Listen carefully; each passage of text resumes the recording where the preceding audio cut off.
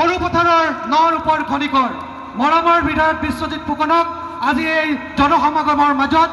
বক্তব্য ৰাখিবলৈ আমি অনুৰোধ জনাইছো। ভাৰত মাতা কি ভাৰত মাতা কি বন্দে মাতৰম বন্দে মাতৰম বন্দে মাতৰম। পৰম শ্ৰদ্ধাভাজন আজি ৰোড শ্ব'ত অংশগ্ৰহণ কৰা আইসকল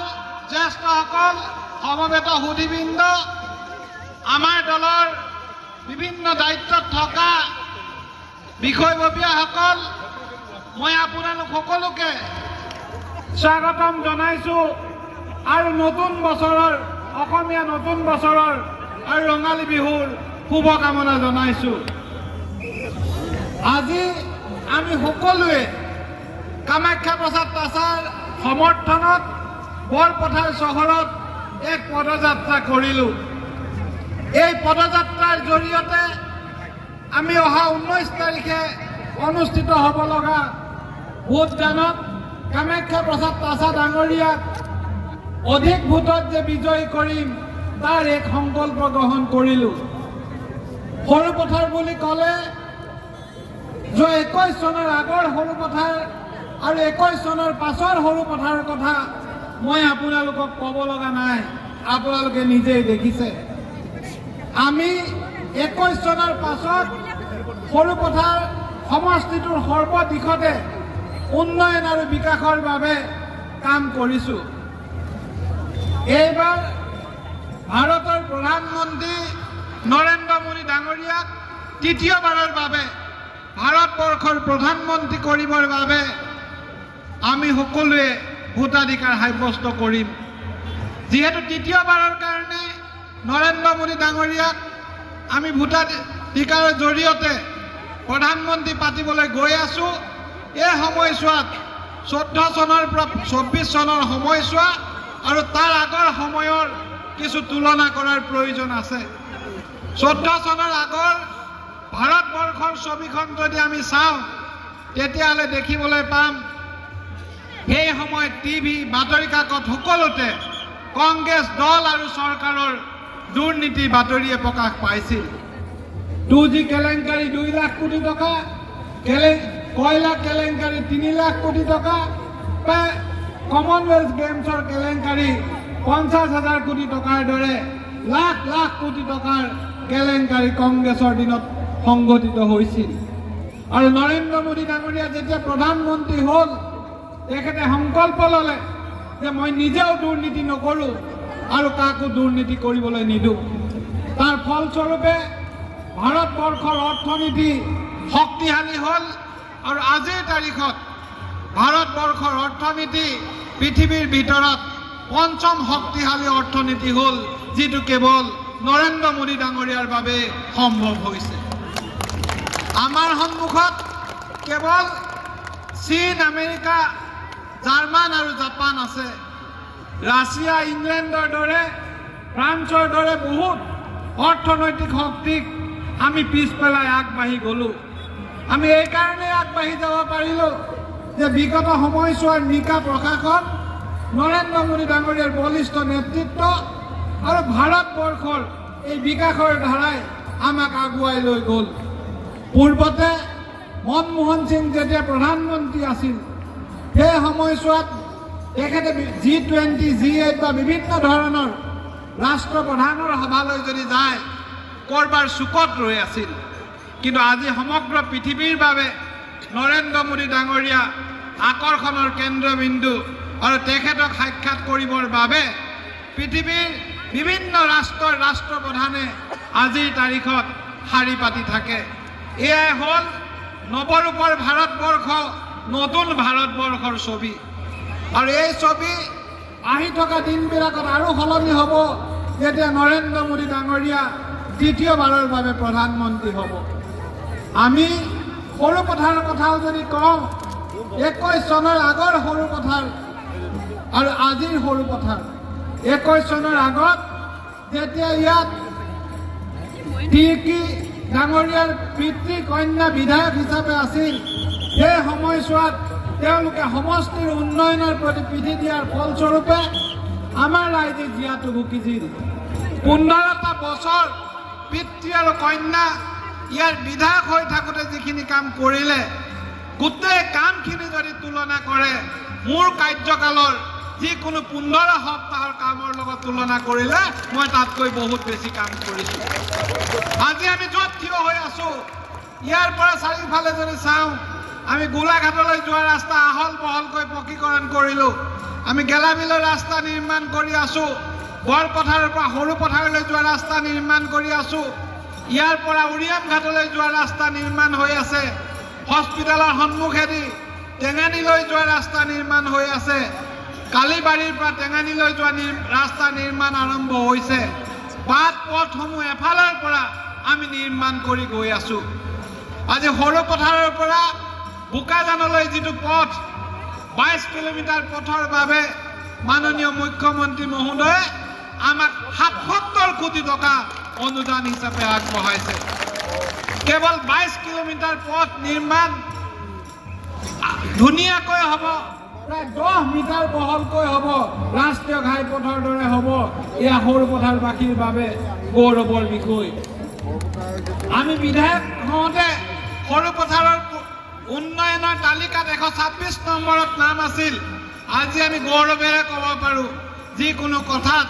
অসমৰ 5টা সমষ্টিৰ যদি নাম ল'ব লগা হয় তাত সৰু পথাৰ সমষ্টিও অন্তৰ্ভুক্ত হৈছে আজি মুখ্যমন্ত্ৰী মহোদয়ে অসমৰ 30,000 গাঁৱৰ ভিতৰত যিকোনো এখন গাঁৱত এটা নিশা কটোৱাৰ যেতিয়া সিদ্ধান্ত লয় অগ্ৰাধিকাৰ কোনে পায় সৰু পথাৰ সমষ্টিয়ে পায় ৰজাপুখুৰী গাঁৱত নিশা কটায় মুখ্যমন্ত্ৰী মহোদয়ে সমগ্ৰ ভাৰতবৰ্ষত তেখেতৰ নিৰ্বাচনী প্ৰচাৰ অভিযান আৰম্ভ কৰিছে প্ৰচাৰ অভিযান আৰম্ভ কৰাৰ সময়ত তেখেতে ক'ৰ পৰা আৰম্ভ কৰে সৰু পথাৰ সমষ্টিৰ বৰপথাৰত 2 তাৰিখে প্ৰচাৰ অভিযান আৰম্ভ কৰিছে কাৰণ সৰু পথাৰ সমষ্টিয়ে এই গুৰুত্ব লাভ কৰিছে আৰু যেতিয়া বৰপথাৰলৈ আহিছিলে মুখ্যমন্ত্ৰী মহোদয়ে ঘোষণা কৰি গৈছে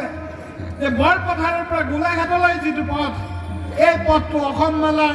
নেক্সট ফেজত ধৰিব অৰ্থাৎ এতিয়া 5.5 মিটাৰ বহল ৰাস্তাটো আমাৰ 10 মিটাৰ কৰি নিৰ্মাণ কৰি দিব মুখ্যমন্ত্ৰী মহোদয়ে প্ৰতিশ্ৰুতি দি গৈছে আমাৰ টেঙানীত সৰু পথাৰত আৰু চুঙাজানত য'ত ৰেল লাইনৰ কাৰণে যাতায়াতৰ অসুবিধা হয় 3 ঠাইতে 3খন ফ্লাইঅভাৰ দিম বুলি মুখ্যমন্ত্ৰী মহোদয়ে বৰপথাৰৰ সভাত ঘোষণা কৰি গৈছে এখন ফ্লাইঅভাৰ নিৰ্মাণ কৰিবলৈ 70-80 কোটি টকা লাগে আজি সৰু পথাৰক পইচা দিবৰ বাবে অসম চৰকাৰ বা মাননীয় মুখ্যমন্ত্ৰী মহোদয়ে কেতিয়াও হাত নধৰে আমি ইতিমধ্যে আমি য'ত থিয় হৈ আছোঁ বৰপথাৰৰ ফ্লাইঅভাৰখনৰ কাৰণে চৰকাৰে অনুমোদন দিছে ৰেলৱে ইয়াৰ নক্সা প্ৰস্তুত কৰিছে আৰু 2024 চনৰ ভিতৰতে বৰপথাৰ ফ্লাইঅভাৰৰ নিৰ্মাণ আৰম্ভ হ'ব ইয়াৰ মানুহে ইমান দিনে চিকিৎসাৰ সমস্যা নাছিল এখন চিভিল হস্পিটেলৰ দৰকাৰ আছিল 87 চনত ধনশিৰি মহকুমা হ'ল নিয়ম মতে লগে লগে এখন মহকুমা হস্পিটেল হ'ব লাগিছিল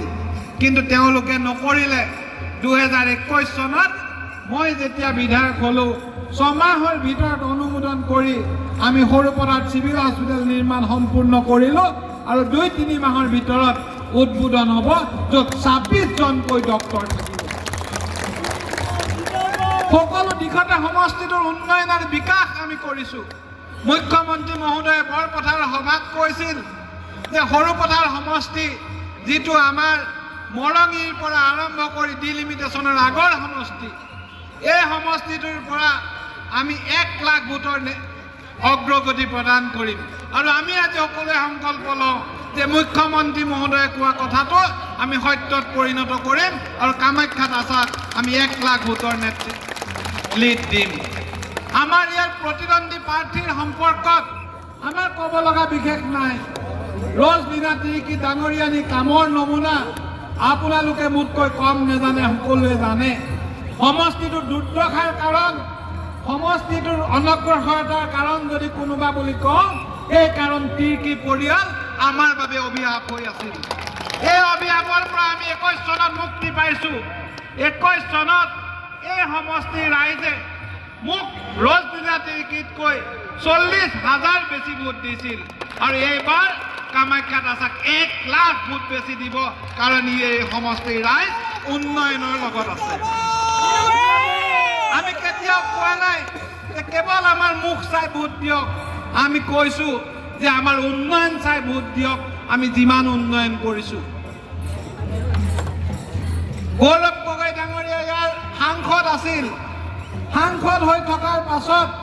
তেওঁলোকে পৰিয়াল 91 চনৰ পৰা সাংসদ আছিল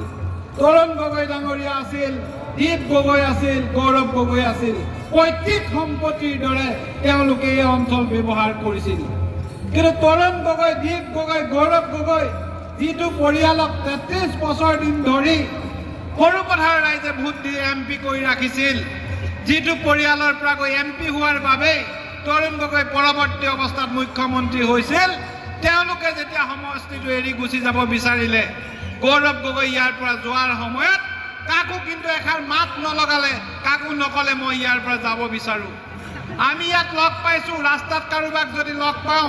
বজাৰ সমাৰ কৰোতে কাৰোবাক লগ পাওঁ আমি বিদায় লওঁ আমি কওঁ যে মই গৈ থাকো আপুনি যাব কিন্তু যিটো পৰিয়ালক 33 বছৰ ৰাইজে ভোট দিলে সেই পৰিয়ালৰ সদস্য গৌৰৱ গগৈয়ে ইয়াৰ ৰাইজক আনুষ্ঠানিকতাৰ খাতিৰত এবাৰো বিদায় নললে বৰঞ্চ কাপুৰুষৰ দৰে ইয়াৰ পৰা পলাই গৈ যোৰহাটত নতুন নাটক ৰচনা কৰিলে তাত গৈ হিৰো হ'বলৈ গৈছে গৌৰৱ গগৈ সংসদত কি কথা ক'লে যাৰ কাৰণে কিছু ব্যক্তিয়ে গৌৰৱ গগৈ সপক্ষে ক'ব খোজে গৌৰৱ গগৈ সংসদত কেৱল মোদী চৰকাৰৰ বদনাম গালে বাহিৰত মুখ্যমন্ত্ৰীৰ বদনাম গালে সৰুপথাৰ সমষ্টিৰ ৰাইজৰ কাৰণে এটাও শব্দ নকলে তেওঁলোকৰ বাবে আমি কেৱল তেওঁলোকৰ খেলৰ পুতলা আমাৰ উন্নয়নৰ লগত তেওঁলোকৰ কোনো সম্পৰ্ক নাই এই যে ৰাজতন্ত্ৰ ৰাজ পৰিয়ালৰ ৰাজনীতি ৰাজীৱ গান্ধী ৰাহুল গান্ধী প্ৰিয়ংকা গান্ধী তৰুণ গগৈ দীপ গগৈ গৌৰৱ গগৈ আৰু আক্ৰাস তিৰ্কি কইনা ৰজলিনা তিৰ্কি এই পৰিয়ালতন্ত্ৰক সৰুপথাৰ সমষ্টিবাসী ৰাইজে কেতিয়াও মানি নলয় আৰু আজি আমি সংকল্প পুনৰবাৰ ল'ম যে এইবাৰ আমি 1 লাখতকৈ অধিক ভোটত সৰুপথাৰ সমষ্টিৰ পৰা আমি কামাখ্যা প্ৰসাদ তাছাক অগ্ৰগতি দিম আমি যেতিয়া সৰুপথাৰ সমষ্টিৰ কথা কৈছো মোক যিটো সমষ্টিৰ পৰা ভোট দিছিলে সমগ্ৰ মৰঙীৰ 11খন পঞ্চায়ত আমি সামৰি একেলগে উন্নয়ন আৰু বিকাশৰ কথা কৈছো আমি মৰঙী অঞ্চলৰ সমানে উন্নয়ন আৰু বিকাশ কৰিম বা কৰিছো সীমান্ত অঞ্চলৰ উন্নয়ন আৰু বিকাশ হৈছে সমগ্ৰ অঞ্চলটোৰ উন্নয়ন আৰু বিকাশ আৰু ত্বৰান্বিত হ'ব যেতিয়া কামাখ্যা প্ৰসাদ তাছাই দিল্লীৰ পৰা আঁচনি আনিব মই গুৱাহাটীৰ পৰা আঁচনি আনিম আৰু সৰুপথাৰ জিলিকি উঠিব মই বিশেষ দীঘলীয়া বক্তব্য নেৰাখো এই অনুষ্ঠানত আজি পদযাত্ৰাত অংশগ্ৰহণ কৰাৰ বাবে আপোনালোক সকলোকে ধন্যবাদ আৰু কৃতজ্ঞতা জনালো মোৰ বক্তব্যৰ পাছত সকলোৱে আকৌ এবাৰ মোদী চৰকাৰৰ গানটোত এবাৰ কিছু নৃত্য কৰি আমি গৰা গৰি যাম আমি এইখিনিকে কৈ